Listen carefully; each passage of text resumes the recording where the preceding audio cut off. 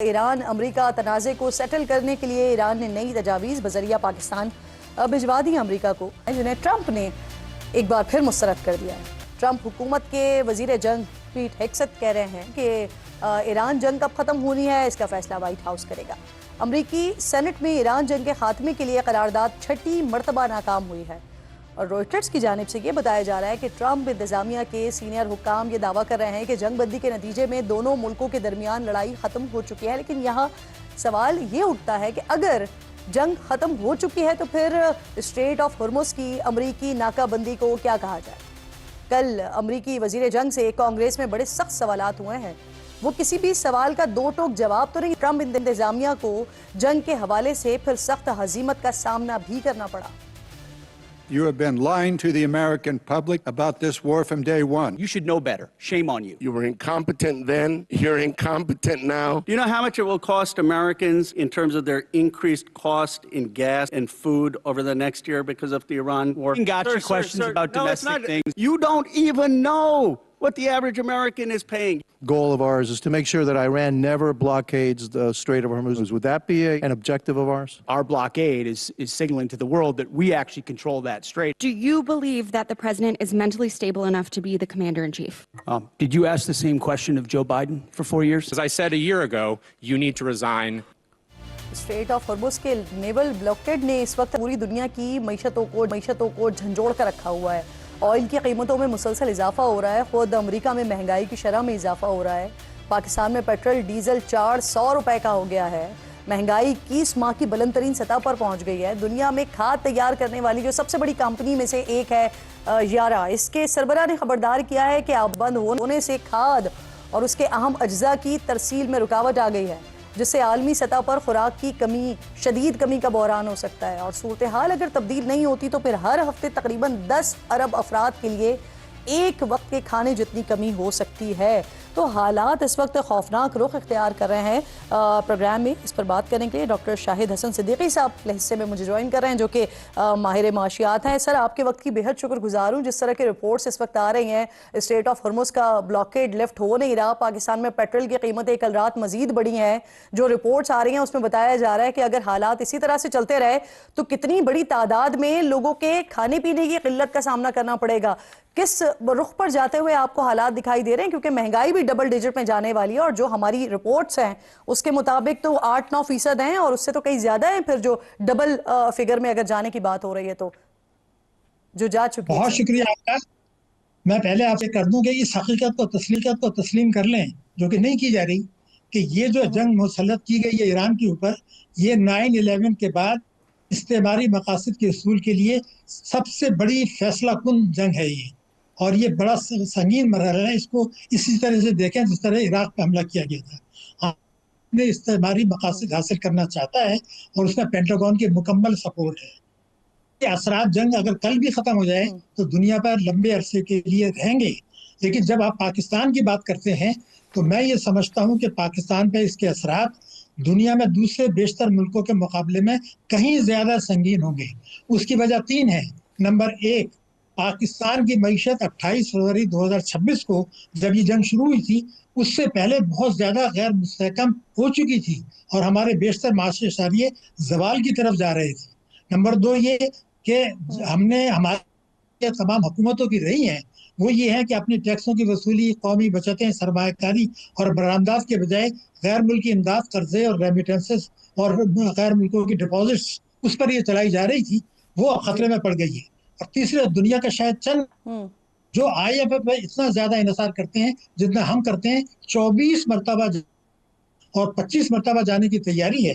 और IMF की शराइत की आड़ में अशराफिया को नवाजने की पॉलिसी आज भी अपनाई जा रही है। ये बात मैं इसलिए अर्ज कर रहा हूँ। शायद साहब मैं इसी बात पर आ रही थी आपके पास सर। ये जो 28 रुपए 69 पैसे कीमत बढ़ाई गई है और लेवी बढ़ाई गई है सिर्फ ये, तो सर पेट्रोल पर 100 रुपए ऊपर लेवी ली जा रही है। एक तरफ ये वाले हालात हैं, दूसरी तरफ लेवी पे लेवी बढ़ाए जा रहे हैं। कहा जाता है कि IMF के दबाव पर ये सब कुछ करना पड़ रहा है। तो सर इतने नागुज़ीर हालात हैं, फोर्स मेजोर की तरफ को देखते हुए हम क्यों कोई रिलीफ नहीं ले पा रहे हैं? जब आप बता रहे हैं खुद के 24वें प्रोग्राम की तरफ हम जा रहे हैं, हम IMF से कोई रिलीफ क्यों नहीं ले पा रहे हैं?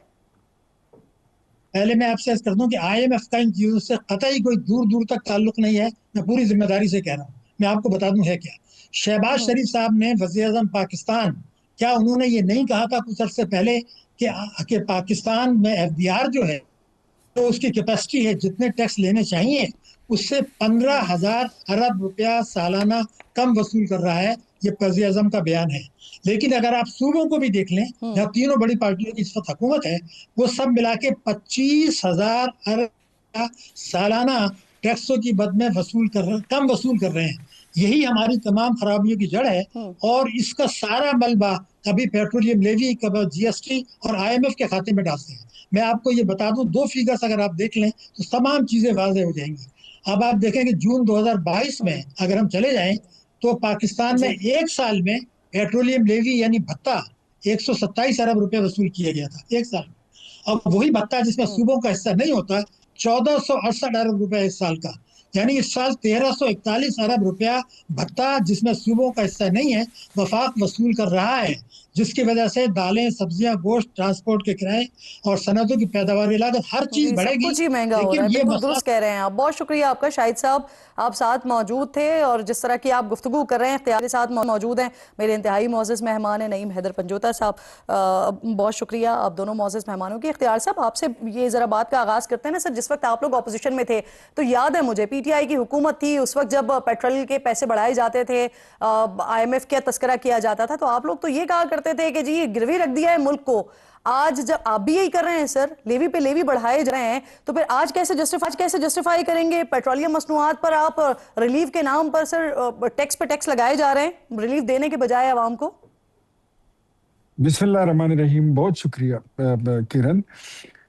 देखिए, आज के हालात को आप किसी भी दौर के साथ कंपेयर कर नहीं सकती हैं। क्या इससे पहले कभी ऐसे हालात आए थे कि मार्केट में ये हालात हो जिसकी ताव तपिश जो है ईरान और इजराइल US की लड़ाई वो यूरोप तक और स्कैंडिनेवियन कंट्रीज तक पहुंच जाए?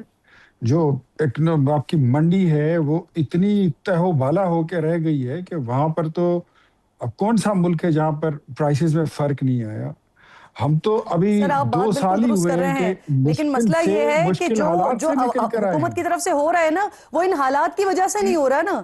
जो आप पैसे बढ़ा रहे हैं वो लेवी कह के लेवी बढ़ा रहे हैं, और लेवी इसलिए बढ़ा रहे हैं कि IMF का प्रेशर है आपके ऊपर, और ये आप कहते हैं सर, इसलिए हम इसे मुझे ये बताइए जो लेवी है ये आज लगी है, ये कल परसों लगी है, या ये लड़ाई के बाद लगी है, या कोई 2-3 साल पहले की बात है? लेवी तो एक शुरू से काफी वक्त से चल रही है। जब 35 रुपए थी उस वक्त आप लोग इस बात की मुखालिफत किया करते थे PTI के दौर में, इमरान खान के दौर में। आज 100 रुपए से ज्यादा है सर लेवी की बात कर रही अगर आप इमरान खान की बात अगर आप कर रही है तो इमरान खान के दौर की तो हम इसलिए बात कर रहे थे कि उनने ये ऐलान कर रखा था कि ये 65 रुपए में ये महंगा है और इसमें चोरी होती है, मेरी हुकूमत आने दे, मैं ये 40 रुपए में दूंगा। इमरान खान को तो हम यही कह रहे थे कि कोई एक दिन तो 40 रुपए का बेच के दिखा दो ना। उसको तो हम ये दिखा देते, ये हम बता देते, हम साथ ये कह देते कि आप फरमाते थे कि आपका वजीर आजम जो है वो साइकिल पर बैठ के जाएगा और फिर वो हेलीकॉप्टर पे फिर रहे थे, वो तो हम उनको वो याद दहानी कराते थे।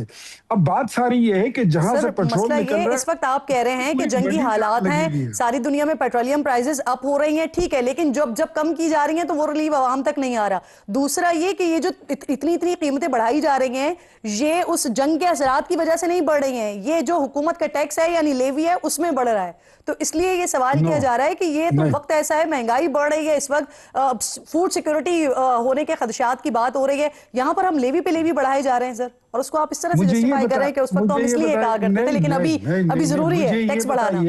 मुझे ये बताइए किरण, आप कैसे इस जंग के असरात से खुद को अलग थलग कर सकती हैं?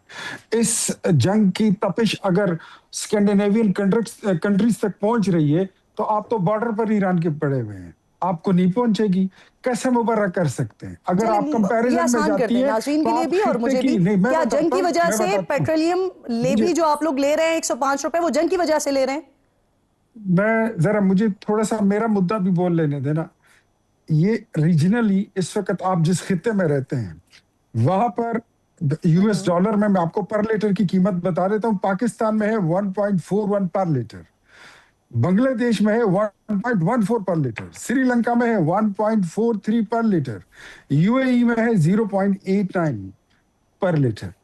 अब अगर मैं आ जाऊं इंडिया पर, तो इंडिया में तो गैस है ही नहीं।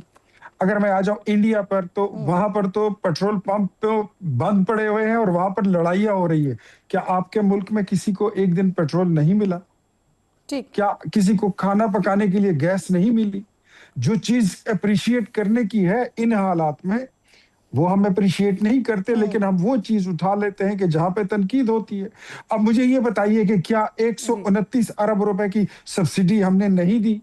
नहीं सर, क्या हम शौकिया बस तनकीद को नहीं कर रहे होते। एक जब बस को- आप 24-25 करोड़ आवाम मुतासर हो रही है ना सर, बिल्कुल आप तो इस वजह से फिर इस पे जरूर, सवाल किया जाता है। इख्तियार साहब, जरूर। आती हूँ मैं आपकी तरफ। लेकिन- नईम साहब का लेकिन- जरा, नईम साहब का भी कमेंट ले लेना। आपकी इस पे बात आ गई पूरी, मैं अगले में सवाल करूंगी ना, जब आप उस पर जवाब दे दीजिएगा। नईम साहब ये फरमाइए सर, आप लोग खान साहब के रिहाई के लिए कभी आप लोग जलसा करते हैं, कभी आप लोग धरना देते हैं, कभी आप इकट्ठे होते हैं, कभी कहीं जलसा, कभी कहीं जलसा, कभी अडियाला जेल के बाहर जलसा। लेकिन ये जो बड़े इशूज हैं, जो अवामी इशूज हैं, महंगाई के इशूज हैं, इस पर ना आप लोग आवाज उठाते हैं, ना ऑपोजिशन हमें यकजा नजर आती है सर।